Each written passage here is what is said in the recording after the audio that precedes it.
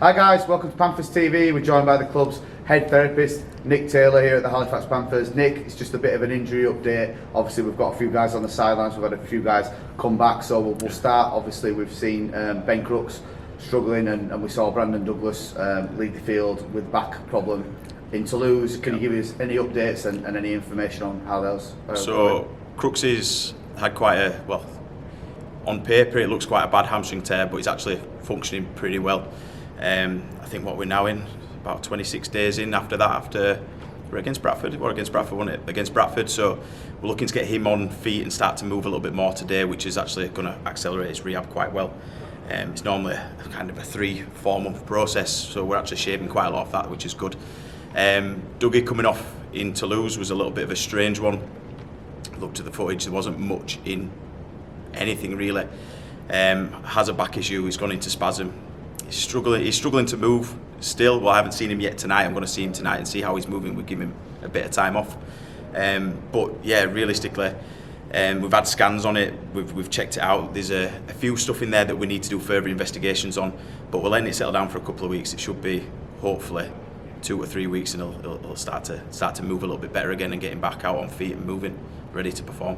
In terms of Crooksy, I believe, did he go see a specialist? Does that help to accelerate his recovery? He's not seen a specialist yet. We're looking to go down and see one in London to see if we can speed up that process. I never claim to know everything. If there's other input that we can get there to even shave a few days off, that's big for the team.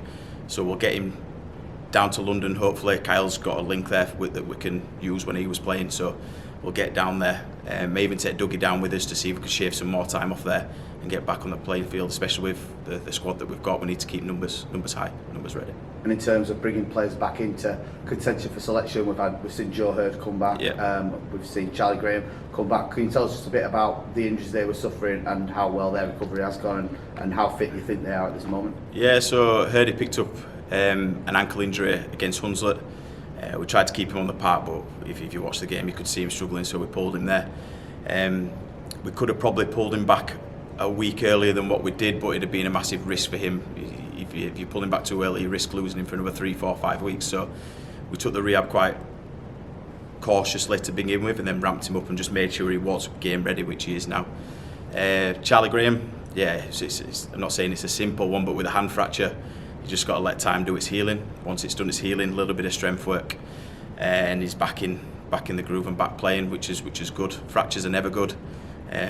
They take time to repair. You're not just dealing with muscle strains and things like that. So it's good to have boys back. Once we get Crooksy back, Dougie back, and we're still looking pretty good.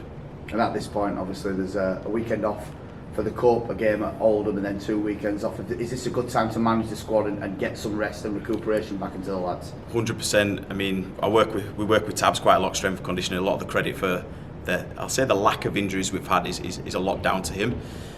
But yeah, this week, lads are still going to work hard, but there's a few people carrying knocks on shoulders, backs, which will reduce their contact, but still keep the fitness high, and just be really smart with it. If we're smart with it now, you get lads staying on the pitch for longer. If we just keep going full throttle and battering the bodies, they're just going to break down at some point. So yeah, it's management's key. That's not everyone, just the ones that need it. A few older bodies that need it, and again, a few knocks. Just manage them.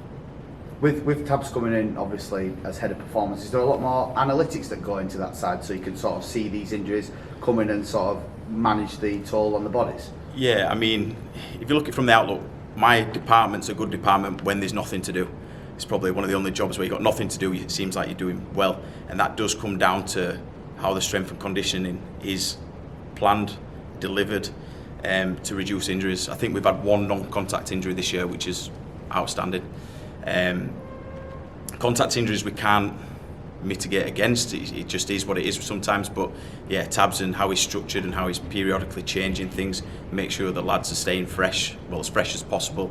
Even post Sunday games, they're still lifting optimally to make sure he gets the best out of them. And ultimately, that makes my life a lot easier. But then again, vice versa, I can chip in to make sure that lads are getting what they need while still injured, and it works quite well. And that's the medical side. On the mental side, how's morale been in the camp? Obviously, a couple of tough games in the last few weeks. How's the mood around the camp? Yeah, I mean, don't get me wrong, I won't say it's my place to comment on that.